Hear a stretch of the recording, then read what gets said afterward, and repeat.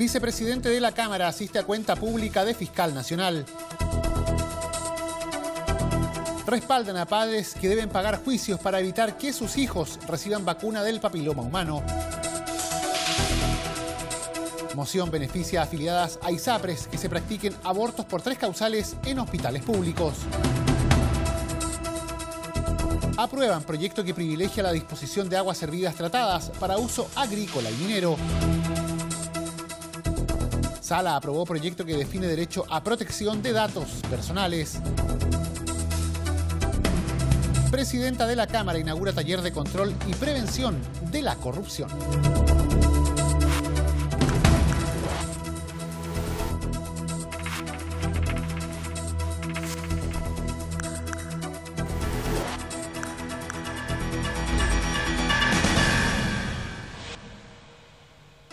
¿Cómo están? Los saludamos, le damos la bienvenida a una nueva edición resumen de Frecuencia Legislativa. Estamos revisando parte de lo más destacado de este mes de abril en materia noticiosa aquí en la Cámara de Diputados. Iniciamos contándoles que el vicepresidente Jaime Mulet, en representación de la Cámara, asistió a la tercera cuenta pública del fiscal nacional Jorge Abot en la capital, una actividad que fue encabezada por el presidente de la República, Sebastián Piñera. Todos los detalles los vemos en la nota. Ante las principales autoridades de la nación, encabezadas por el presidente de la República, Sebastián Piñera, el fiscal nacional Jorge Abot entregó la tercera cuenta pública de su gestión. En ella se mencionaron las principales actividades durante 2017, entre las cuales destacó la Operación Huracán, donde el fiscal llamó a valorar la prueba indiciaria en casos de violencia rural. El personero, si bien dio por superada la tensión institucional con Carabineros tras la decisión de iniciar una investigación por implantación de pruebas, insistió que, ante todo, la objetividad en las decisiones de persecución y la autonomía de la Fiscalía son esenciales para que la acción penal tenga éxito. Jorge Abot también manifestó su preocupación por diversos episodios de violencia ejercidos en contra de fiscales y funcionarios en los últimos meses, por lo que solicitó avanzar con urgencia en el proyecto de ley sobre seguridad de fiscales y funcionarios, entre otras materias. En ese aspecto, el presidente en ejercicio de la Cámara, Jaime Mulet, valoró la cuenta entregada por el fiscal nacional y ofreció su apoyo a estos proyectos. Hay una amplia cantidad de causas de las cuales el fiscal ha dado cuenta y yo creo que a la vez tiene importantes desafíos, y nosotros, por lo menos lo que tengamos que hacer desde la perspectiva legislativa, tenemos el mayor interés en que esos desafíos se avancen, y yo creo que todas las instancias del Poder Legislativo en general, tanto de la Cámara de Diputados como del Senado, a través de sus comisiones respectivas y del trabajo, obviamente, parlamentario completo, estamos en disposición siempre de colaborar e ir perfeccionando lo que haya que perfeccionar en la legislación, particularmente en asuntos tan complejos como los que se evaluaron hoy día en la cuenta dada a conocer por el señor fiscal nacional. Al cerrar su cuenta pública, el fiscal nacional Jorge Abot hizo entrega al presidente de la República, Sebastián Piñera, del documento sobre la primera política nacional de persecución penal.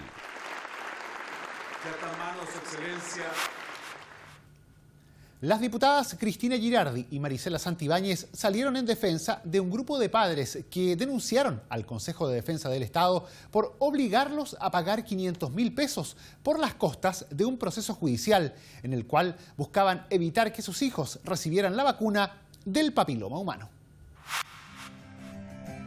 En septiembre de 2016, un grupo de padres presentó un recurso de protección para evitar que la vacuna del papiloma humano fuera obligatoria en menores de edad, acusando supuestos efectos adversos de uno de los componentes en medio de la campaña del gobierno para vacunar a niñas entre cuarto y quinto básico en establecimientos públicos y privados. El caso fue desestimado por la justicia debido a que el Ministerio de Salud se defendió argumentando que se entregaban formularios de aceptación a los padres en todo tipo de planteles, pero que eran los colegios los responsables de entregarlos en los establecimientos estatales, a diferencia de lo que ocurre en los privados. La diputada Cristina Girardi, junto a la ONG Infancia Chile y el movimiento antivacunas, cuestionó el cobro que se le está cursando a los padres por las costas del proceso. Nos parece increíble que el Consejo de Defensa del Estado, partiendo esta querella, esta presentación que presentaron los padres por una discriminación evidente, ya por parte de las autoridades de salud. Hoy día más encima el Consejo de Defensa del Estado les cargue las costas, les ordene pagar 500.000 pesos por las costas, ya porque el juicio no siguió su tramitación. Felipe González, representante del Movimiento Libertad de Vacunación para un Chile Democrático, reiteró que el cobro del dinero por costas judiciales es una vulneración. Entonces, nos parece increíble que sean tan bajos los sueldos que paga el Consejo de Defensa del Estado como para que cobren costas de sobre los 500.000 pesos en muchos casos. Y siendo a veces uno o dos padres los que tienen que costear eso. Se entiende que las personas que colocaron este recurso somos personas de recursos bajos, somos personas vulnerables, ya, y que nos vimos también, valga la redundancia, vulnerados nuestros derechos al no poder optar a firmar el formulario de rechazo, siendo que en los colegios particulares pagados eso existe y existía en ese momento. Cabe recordar que la razón de inmunizar a los estudiantes radica en que el virus del papiloma humano es la infección de transmisión sexual que causa el cáncer de cuello de útero, que provoca más de 600 muertes anuales de mujeres en edad reproductiva. Los diputados Juan Luis Castro y Ricardo Celis encabezaron la presentación de un proyecto de ley que busca beneficiar a las mujeres que estén afiliadas a las ISAPRES y que se practiquen abortos terapéuticos en los hospitales públicos. Los detalles a continuación. El jefe de bancada del PPD PRO y miembro de la Comisión de Salud, Ricardo Celis, encabezó la presentación de un proyecto que modifica el decreto con fuerza de ley número 1 de 2005 del Ministerio de Salud, con el fin de asegurar el financiamiento de la atención médica otorgada dentro de los establecimientos asistenciales del Sistema Nacional de Servicios de Salud a pacientes afiliadas a ISAPRES que requieran atención médica en casos de aborto en 3 causales. ¿Quién va a pagar a una mujer que tiene un plan de ISAPRE cerrado, que no se le brinda atención? ¿Quién va a pagar el traslado y quién va a pagar los costos derivados de su atención? Y lo que estamos presentando ahora es una enmienda justamente que apunta a que, en forma similar a lo que es la ley de urgencia, tengan la obligación de financiar la ISAPRE todos los costos derivados del traslado y la atención en los hospitales públicos. Dado que una mujer, por el decreto supremo número 1 del 2005, está prohibido, ¿cierto?, de que reciba atención y financiamiento público para atención en mujeres que están en ISAPRE. Y la idea es modificarlo y que reciba exactamente un sistema análogo, financiamiento de parte del ISAPRE para todo este millón de mujeres que están en ISAPRE, planes cerrados que hoy día queden con protección financiera absoluta. El artículo 173 del decreto con fuerza de ley número 1 del MinSal, que esta moción pretende cambiar, señala que las ISAPRES no podrán firmar convenios con los servicios de salud de carácter público para el otorgamiento de beneficios a sus afiliados.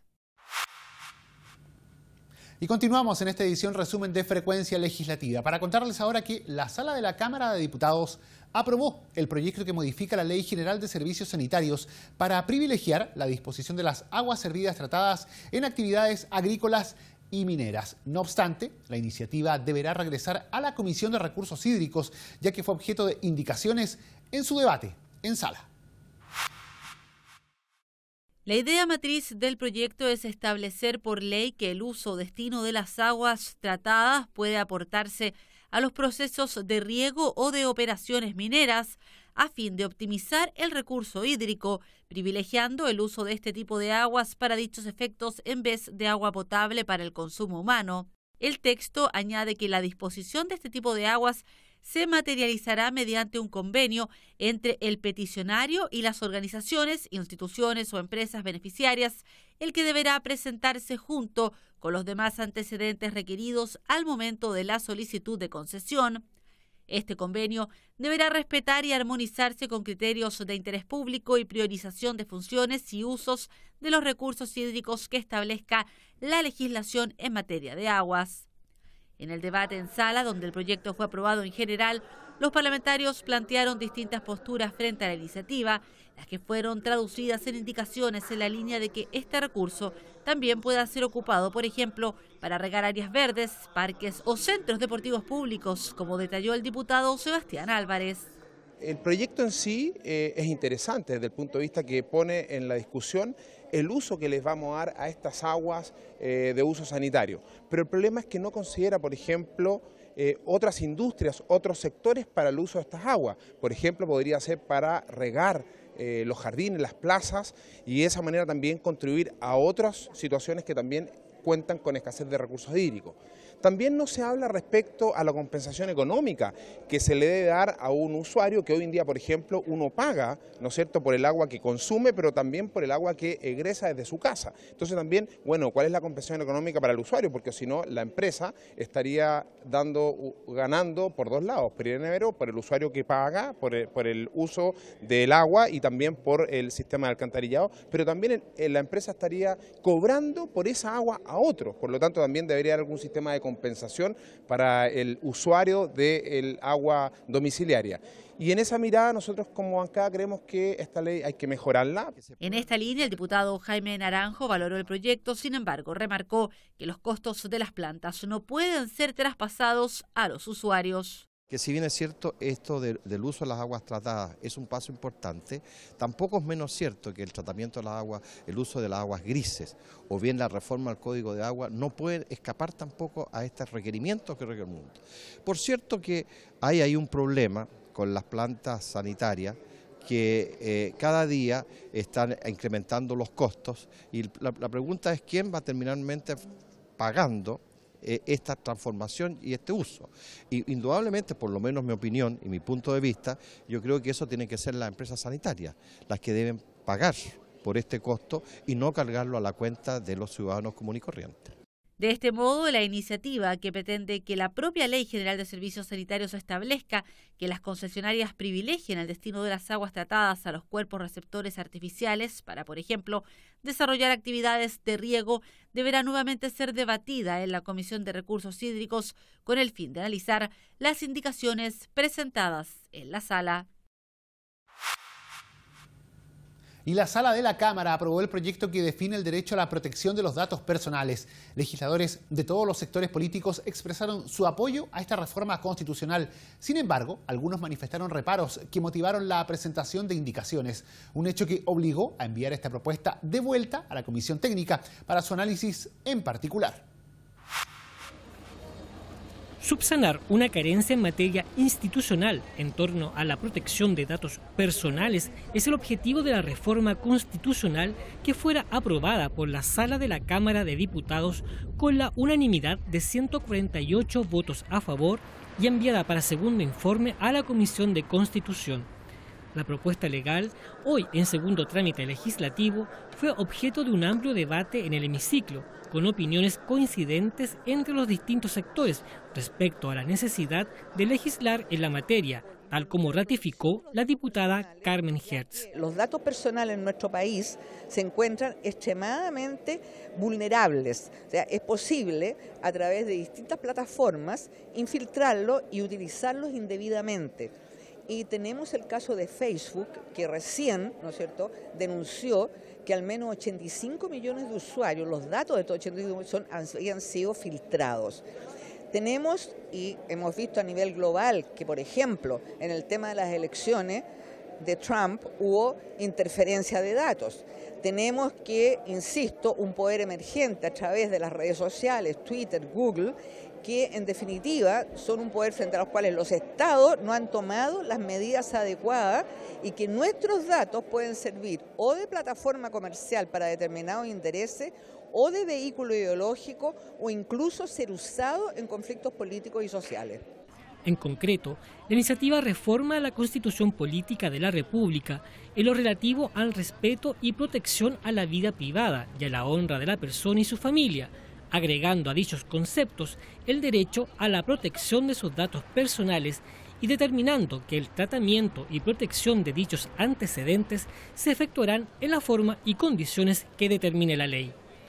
El diputado Pedro Velázquez, junto con resaltar que es muy importante avanzar en este tema, llamó a poner atención a las normas que precisarán la forma en que se ejercerá el derecho que se incorpora en la Constitución con este proyecto. De esta forma, que hoy nos encontramos prácticamente en tierra de nadie, va a venir a regular una situación tan delicada y también grave. Eso nos pone a la altura de los países de la OECD, de los países europeos, y donde yo he puesto énfasis en mi intervención es que una vez que esta modificación a la Constitución se apruebe, la elaboración de las distintas normativas en relación a la ley tenga que ser llevada con una rigurosidad a fin de que no queden ventanillas abiertas donde puedan ingresar, disculpe, el robo de información o de datos personales. Contento porque se está avanzando para el bien de todos los chilenos. Efectivamente, la reforma constitucional vendrá a ser complementada con un proyecto de ley actualmente en análisis en el Senado que regulará la protección y el tratamiento de los datos personales y que crea la Agencia de Protección de Datos Personales, que justamente consagra los derechos de acceso, rectificación, cancelación, oposición y portabilidad. Y la presidenta de la Cámara encabezó la ceremonia de inauguración de un taller destinado a controlar y prevenir la corrupción desde los parlamentarios y otros organismos del Estado. Con la finalidad de seguir avanzando en el fortalecimiento de los sistemas anticorrupción desde los parlamentos y otros organismos del Estado, se realizó un taller en el Salón de los Presidentes del Senado en Santiago. La inauguración fue encabezada por Maya Fernández, presidenta de la Cámara de Diputados, Carlos Montes, titular del Senado, la diputada Paulina Núñez, nueva presidenta de la Comisión Bicameral de Transparencia del Congreso, y Gastón Blanco, representante del Banco Mundial en Chile. En su alocución, la presidenta de la Cámara destacó los grandes avances que ha tenido el Poder Legislativo en esta materia gracias al trabajo realizado por la Comisión Bicameral de Transparencia, que ha podido influir en la modificación de las disposiciones de transparencia incorporadas en 2010 a la Ley Orgánica Constitucional del Congreso Nacional. La lucha contra la corrupción y por la transparencia de la función pública se despliega en todos los niveles, en el plano internacional y el doméstico, complementándose para construir instituciones más sólidas y restablecer la confianza ciudadana. Por ello, este taller es una oportunidad más para renovar los esfuerzos en este sentido.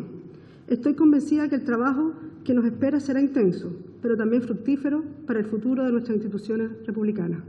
El taller trató temas relacionados con los balances y desafíos de la agenda de probidad, donde participaron el profesor Eduardo Engel y el senador Alejandro Guillé. Además, se analizó la experiencia de Chile respecto a su ingreso a la OCDE y sus principales desafíos. Con respecto a los avances experimentados por el Congreso en materia de transparencia, la nueva presidenta de la Comisión Bicameral, Paulina Núñez, dijo que la instancia proseguirá con las mismas metas y objetivos anteriores. El primer mensaje que me gustaría transmitir, y lo reitero, es darle continuidad con la misma convicción, con desafíos que están pendientes, pero a que Chile siga siendo pionero y marque la senda en materia de transparencia y probidad. Somos un país democrático, con profundo respeto a las instituciones y por lo tanto creo relevante asegurar esta línea que hemos ido trazando desde nuestro país en esta materia. El encuentro incluyó además un taller de expertos que contó con la participación de Jorge Bermúdez, Contralor General de la República, donde se analizó el rol de la Contraloría, la Fiscalía y el Consejo para la Transparencia en la prevención de la corrupción en el país. Y de esta forma llegamos al final de la presente edición de Frecuencia Legislativa. Les agradecemos por su sintonía y les recordamos que el detalle de todas estas noticias está en nuestra multiplataforma. Usted puede acceder a ella a través del www.cámara.cl. Siga junto a Cámara de Diputados Televisión.